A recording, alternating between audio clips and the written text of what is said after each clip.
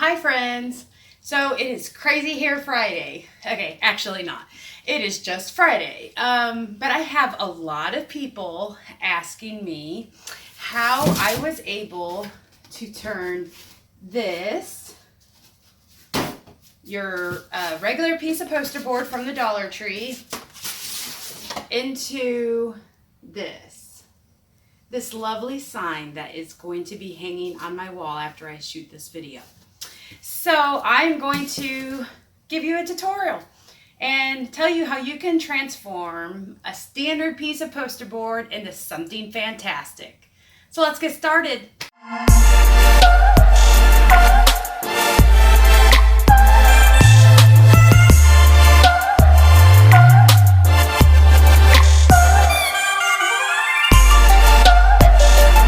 So the first thing we need to do is measure out the size we want our sign to be.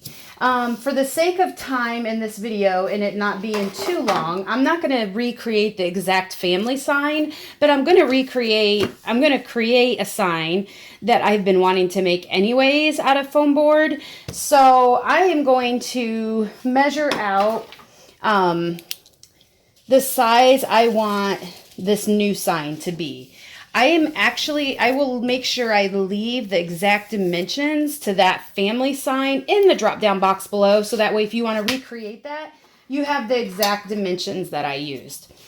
So then once I have it marked off the size I want my sign, I'm just going to take, in my case, I like to use my box cutter, my razor knife, because honestly it just works good. You can use an X-Acto knife, really any type of knife that you have on hand. I, in this case, am not too, and even in the family sign, was not too concerned about how clean my edges were because I framed it anyways. So if you're going to have a frame, you don't need to worry about perfection on your edges if your razor is not allowing you to get that perfectly smooth cut. Now you have the size that you want your sign to be. So I want that wood shiplap look just like we had in our family sign. So to get that, I want my sign to actually be in smaller planks of wood. Just as though if you were making a sign out of shiplap, if you were making a sign out of planks, if you were making a sign out of pallets, which is a popular thing. So I am not measuring out my planks, primarily because wood is not always exact anyways.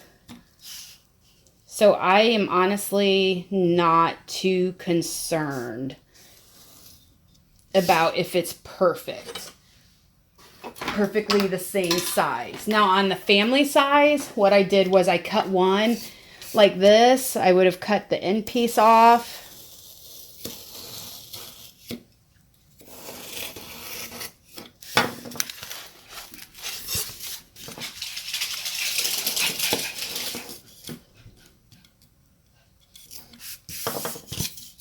And then laid it down to make sure it was the exact same size, cut the next, laid that one down, cut the next. So that is a good way to make sure your boards are all the same size. So now I'm just going to go through and I'm just going to cut what will be the remaining pieces of my wood. First thing I need to do, the first thing I want to do is I want to make it look like real wood. I want it to have little knots in it, kind of like you will see in some areas of my table. So, and on the family sign, you'll see I have areas that have little knots that give it that real wood look. So what I'm going to do is I have this little foam brush that we're going to be using in this at some point anyways. So I'm just taking the end of it, and you don't need to go all the way through the whole circle, because most knots are not perfectly circle anyway. So, and you just need to indent it a little bit. You don't want to go through, you can't see it on the back of the board. So you just want to indent the top layer. And now obviously, because I mean, unless you want your sign to be filled with knots, I'm not going to necessarily smother all of my boards in knots. And then sometimes I will take my, well, my fingernail's not as long as it was when I made the family sign, but sometimes I would just give, instead of the round knot, just the straight look. So that way, again, wood is not perfect. Wood has a lot of imperfections. So I wanted that to show. I wanted it to show in my boxwood, so that way it looks more realistic.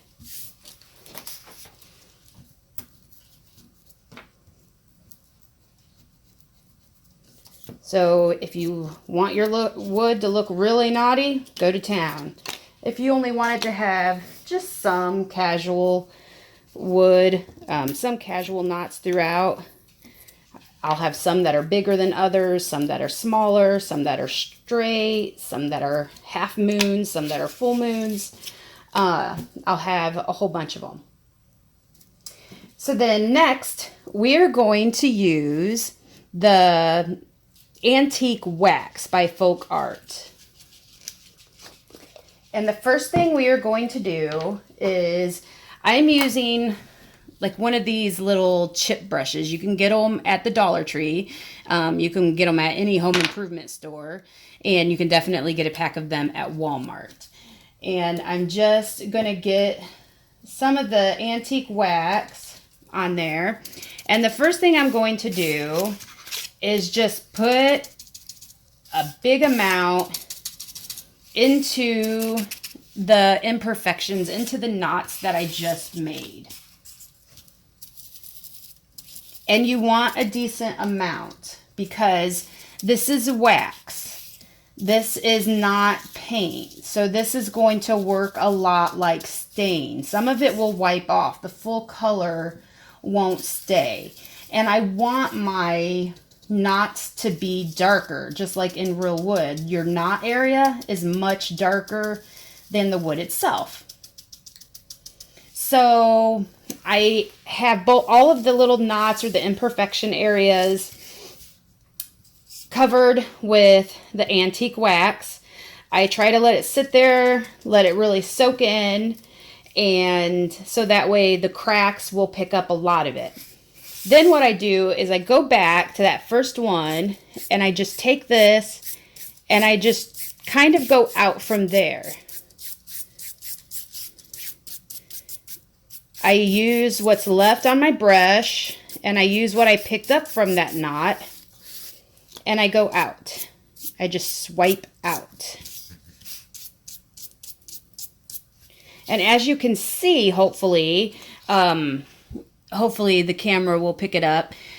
It still maintained a lot of the darkness in the deep part of the crack. So some of the higher areas, especially on this one, since it's not a first full circle, the higher area of that, it smoothed out. That wax really smoothed out. The dark area is still really dark. So we're not taking away all of it. And we'll end up putting more there later, so we're just brushing these out. And this swipe effect that I'm doing is how we will do most of the painting, waxing, everything we're doing. That's how we will do most of it. Because you don't want it to have a painted look. Again, we want it to look like wood. Okay, the next thing I'm going to do is I'm going to take my little foam brush here. I believe these are real little ones. I think this is a pack I got from Walmart of a bunch of little ones. You can definitely get packs of these at the Dollar Tree. And I'm using, again, I'm still using that antique wax. And I'm starting from the outside, no different than you would if you were dry brushing. I'm starting from the outside and brushing my way in.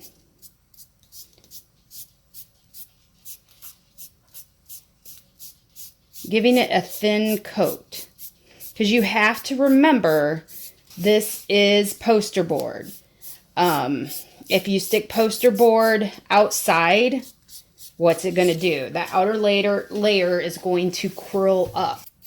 And you are even going to go around the side edges. And then you're just, again, going to do the swipe. You're just going to swipe it. You're not going to do a clean brush. You're just going to do a lot of swiping. It's not going to be full coverage. We're just getting things started. We're just getting the ball rolling.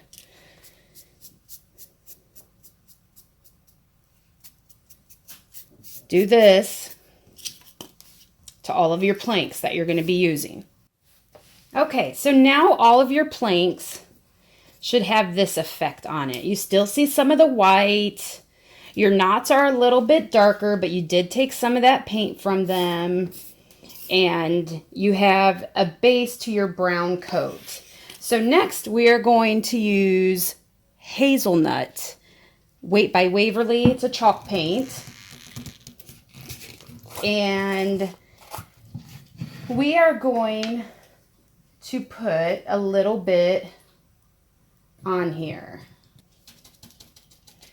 Now, I will say that when we get the hazelnut on here, you may be like, what have I done? My wood was looking so good. What have I done to it? Because it kind of gives it like a muddy brown look. Don't panic. It's just gonna help bring out, hazelnut kind of does have a muddy look in a way. It will help us, it'll help that final look really have a wood effect. Make sure no bristles come off of your brush, obviously. Go a little bit from the outside again. In. And you're covering in more of those white spots with that brown from the hazelnut. You're not really going to see the hazelnut color when we are all said and done. It's not going to be what stands out. I promise you, if you like the look to my family sign, the hazelnut color does not show at all. But however, the planks that I have done without using the hazelnut, it just gives it a different look. So it depends really on the tone you're wanting. Depends on the color tone to your wood you're wanting. I kind of wanted mine to look like, I don't know, it kind of matches the floor that we have in our basement. So I really liked it.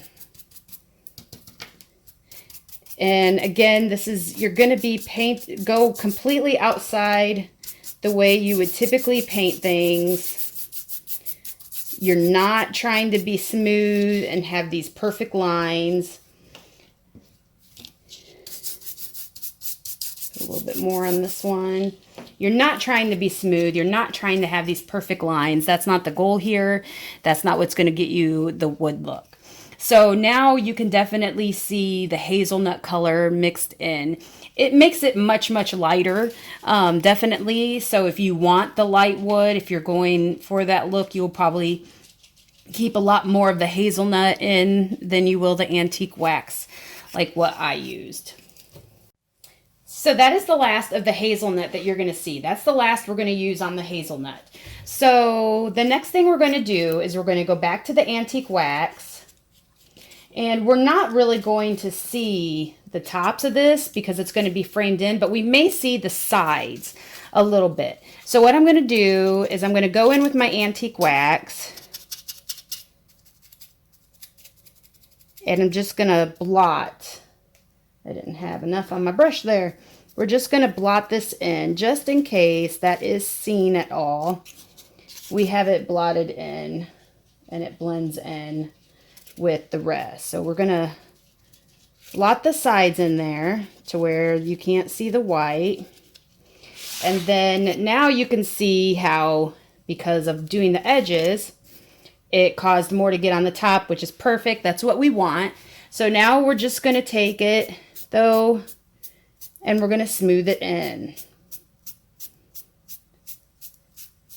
So I will say, this is one project you really have to have patience, because if you think she's going too slow, I could do this so much quicker, I can just put the colors on there, flop them on there, then you are going to get peeling. The front paper on that poster board is most likely going to start peeling on you, and you don't want that.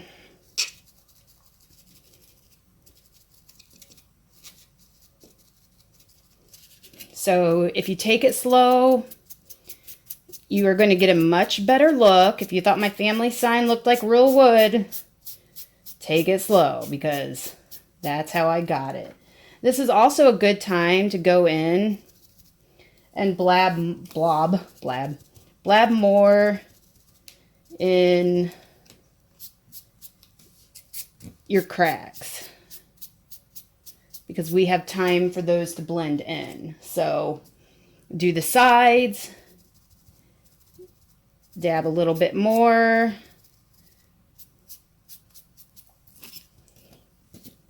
and you're getting even closer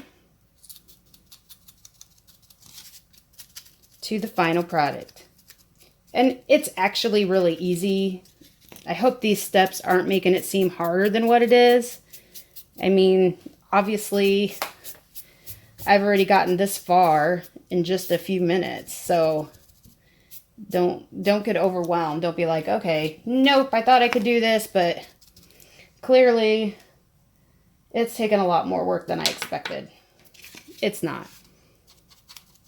If you were to use solid wood, you would have been out with the saw, cutting it. You would have had to have measured it out. You would have had to have done a lot of work for real wood too. So you do want to let these dry. It don't take long because, again, we're doing such really thin coats. They're going to dry really quick. I mean, I would bet money that the first one I did, it was either this one or this one. You can tell that there's just a couple damp spots where it was much thicker. But the rest, I mean, is really kind of dry, because if you get it too wet, you're risking the paper that's on the top of the poster board. Letting it dry, it's just going to stay solid a lot more, and you're going to be in better shape. So take a minute or two, let it dry. Okay, so the next step now, we are going to take some truffle wax truffle is not wax, truffle chalk paint by Waverly. I'm going to use a sponge, dab just a little bit on, and I'm just kind of, if I see a white spot, I'm definitely filling it in. I don't want full coverage at all. As a matter of fact, I don't even want full lines. If you can see, I put a little bit of you can see it here. There, you can see I just filled a little bit in there, a little bit in there. You can see the difference of the color.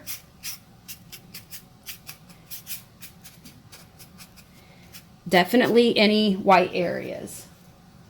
And then just fill it in a little bit. Okay, now it kind of looks a little sloppy, to where before it had the start of a wood look. I mean, yeah, we didn't finish it beyond the edges, but it did start to have that look.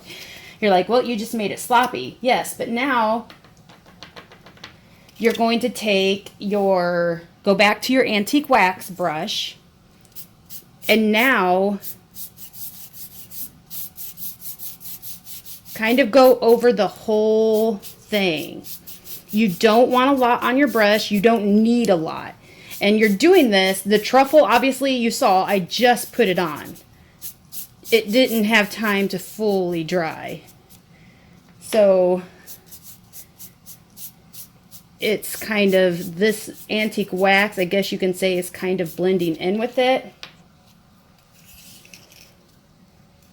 And voila. You have the wood look that I used to make the family sign. So we'll do these last planks. Take the truffle. You're going kind of outer, like take your sponge, put 2 fingers on the sponge, and I don't know if you can see the motion of my hand, but it's kind of going like this. We don't need this color on the outer part. This is giving it, this, believe it or not, as dark as the antique wax is. This is giving it some depth. This is giving it some darkness. And if you don't like how dark your knots are, this is the perfect time to make them even a little bit darker. It's really, that's kind of personal preference, how dark you want them to go. If you see, whoops, stuck my finger right in the wet spot. Perfect time to just blend it in. Now, if you want a light brown look, we will do that on this plank, because what I just did is going to give you that dark look, which I wanted. I wanted it to look like a dark stain on wood. So if you say you don't want yours that dark, take your antique wax. Don't even worry about the truffle.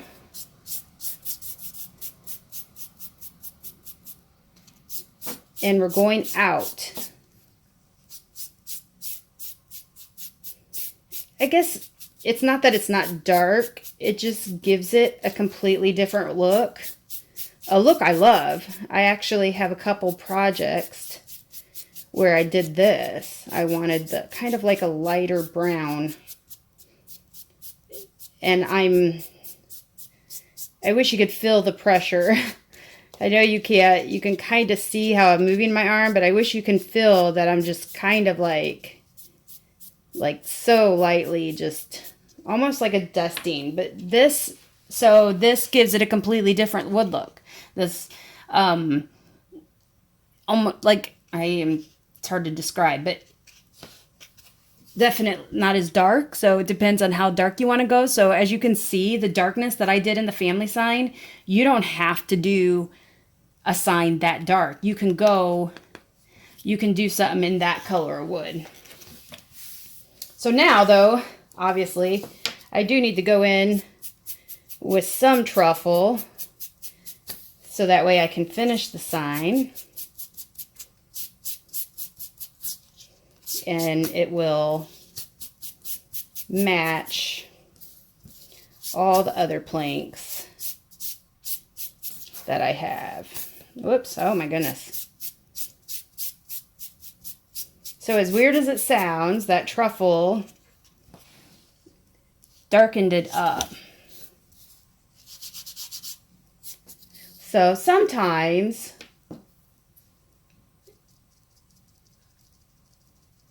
I'll go in again at the very end and put even more, and I'll like angle it so I get deep in the cracks, because I will say the darker you go, the more you go in that crack is how you'll get your knots. And if you decide, you know what, I want to have another one, I want more, there ain't nothing stopping you from, even once you've gotten to this phase, from giving yourself another one. See, just did that one at the last second. That'll dry, it'll all blend in. So You don't have nothing to worry about as far as that goes. We'll put a little bit more hazelnut. And voila. Just rub them in after they've sat there for a minute. It'll all blend in and you won't have anything to worry about. So now I'll show you how you should properly manage your planks so that way they actually have a finished wood sturdy look and can actually go on your wall as an actual sign. Okay, so for the sake of time, mine are not fully dry, but we're gonna get things going for this video. I take another piece of my board, just a tad smaller than what we use to cut our planks. And then I'm going to line it up in the way that I cut it. In this case, I did not keep them in order. When I did my family sign, I did. But I was so worried about making this video that I didn't even think about that. So that's okay though, because I think I was able to match them up as close as possible. May not be 100%, but it's pretty darn close. So I'm going to line them up the way that I want them to be placed on this additional piece of poster board that I cut. And now I'm going to hot glue them in place. So believe it or not, at first the very first one I did, I thought, oof, is hot glue going to work on poster board? But you know what? It did.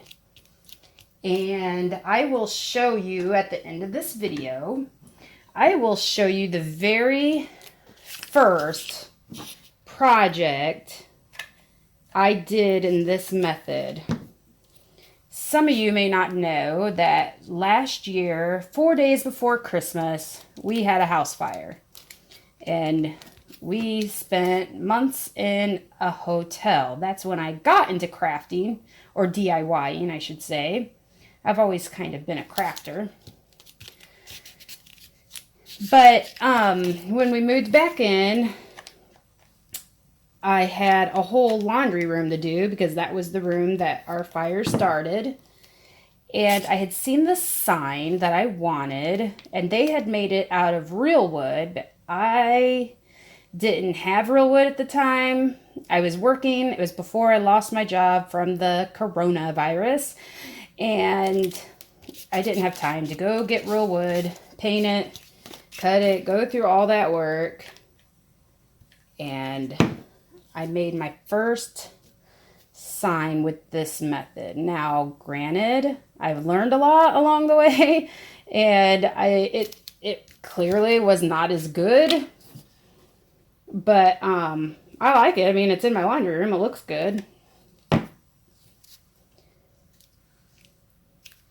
And the nice thing about this is if you're like me and you change your decor a lot, because you like to decorate for the seasons or you pick up different themes for different times of the year, then when you're not spending a fortune on signs, you don't feel bad. It don't bother you when, okay, I made that sign myself. I spent $2 in supplies by the time you count the poster board and maybe anything else. If you're already a crafter, you most likely have a lot of this stuff on hand. If you're not, okay, then maybe you have to go stuff. But the thing is, you can use everything that I've used for this. I mean, you're going to be able to use the paints for, I've used these for 8 months now. Get a lot of projects out of it. So, it don't look like a fully finished product yet because some of my paint is still wet. So when it dries, you will see more of that wood look, and it'll look more like wood like you see in my family sign. And then I do like to make sure my edges are as dark as possible, so you can definitely tell like where the two pieces of wood are. So if you have to go in here and distress a little more, I probably pushed mine up to each other a little bit too tight. Then go in here, distress it a little bit. If you don't push it up to each other that tight, you get more of the real wood effect. So, I mean, that looks like two pieces of wood that don't fit perfectly together. So, definitely here, they don't lay flat, but it gives it, I mean, that looks real. You have a real wood effect. And even on here, there's, here you can see it don't lay perfectly flat. So when this dries, I have a feeling it'll blend in really well, even though I did push them up together a little bit tighter. And then I do want to make sure, go in and make sure your knots are nice and dark. If you have to add a little blob to it, add a little blob. It will dry. You can tell I'm cleaning up from where some of my fingerprints went. Again, this is why if you're doing this at home, let it dry before you get to this step. Then you won't have to do this touching up, but my fingerprints got on some of it, so I'm just blending in some of those spots. Now let's make a frame and let's get this thing completed. So the next thing I'm doing is I'm making my frame out of these jumbo popsicle sticks. Normally, like on my family sign, I used the 5-gallon paint stir sticks because they're larger and more solid.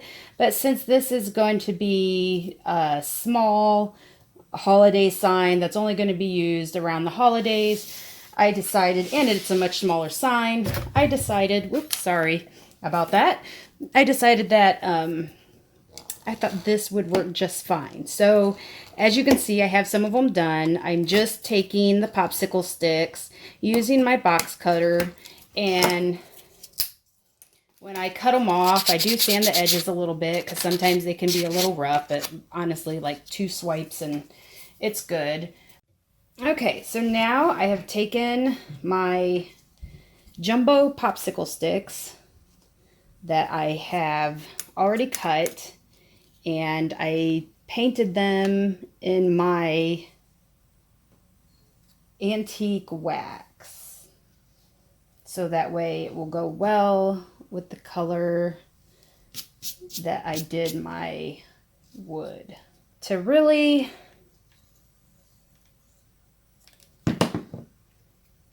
help us finish it off and make it so that you can't even see the edges to the sign to know it's poster board. Again, I angled all my cuts because I can be a weirdo sometimes. You don't have to do that unless you want to. And I'm just trying to make sure I'm not putting anything on crooked, because that would not be good. Would not want to have to take it apart once you get the hot glue on, because we have to remember this is poster board. You're not going to be able to rip something off and place it back on like it's no big deal, like you could wood. Because, I mean, if you rip something off wood, what's the worst case scenario? You sand it and redo it. Can't really do that. Okay, so now I have my sign.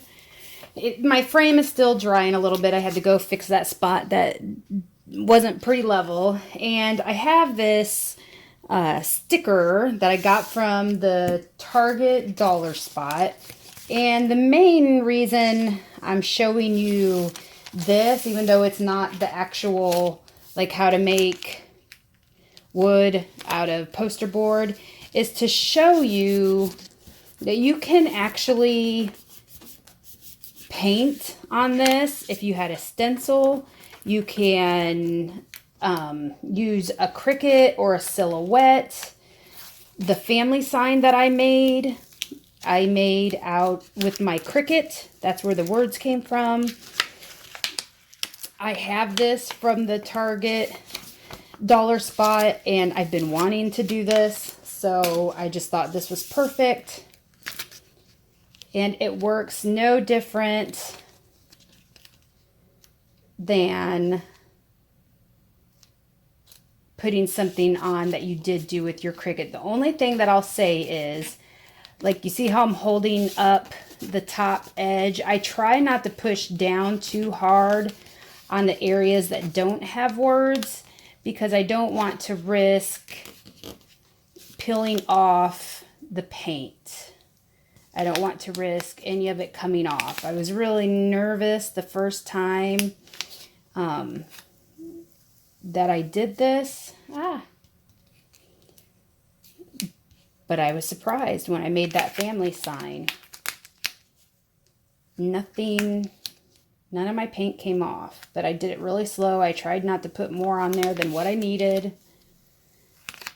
And when I show you the sign that was in my laundry room, that was actually a sticker from the Dollar Tree.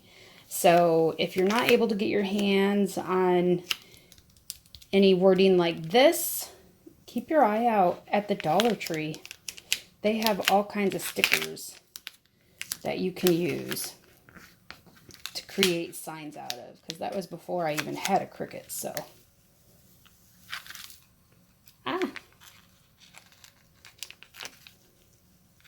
see, you get to see in real time how things are not always smooth, don't always go perfect sometimes. And I don't put anything over mine. I don't put any sealant or anything like that. I don't want to make it heavier than it needs to be. It's going to be inside. It's not going to have any weather. So I don't worry about it. If you're using anything like vinyl for your Cricut or your Silhouette, it's not going to come off anyways. I've never had any issues with lettering like this coming off either. And I don't want to Mod Podge over it because I don't want to change the look. I want it to have that wood look, and I don't want it to have that glossy look. So there's just a few particles on here. And then I have these little witch hats that I also got from the Target dollar spot. I'm not sure if that's what they call that or not officially. And I thought they would be super cute. I'm going to add hot glue so that way it's more permanent.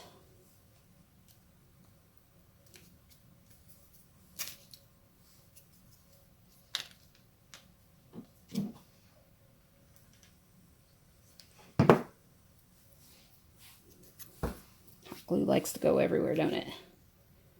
Put a couple of those on there. It gives it that final touch.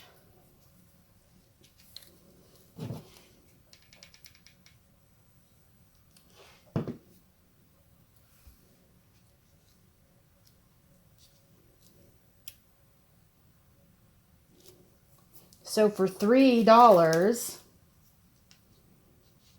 you have this adorable sign. $1 for the poster board, $1 for the letter, the wording from Target, and $1 for these little hats, because I had everything else. So, and if you used a stencil that you already have, you might not even need these little hats or that little stencil. So, I mean, virtually you can make a sign out of using a $1 piece of foam board. I don't think you can get better than that. That's pretty awesome.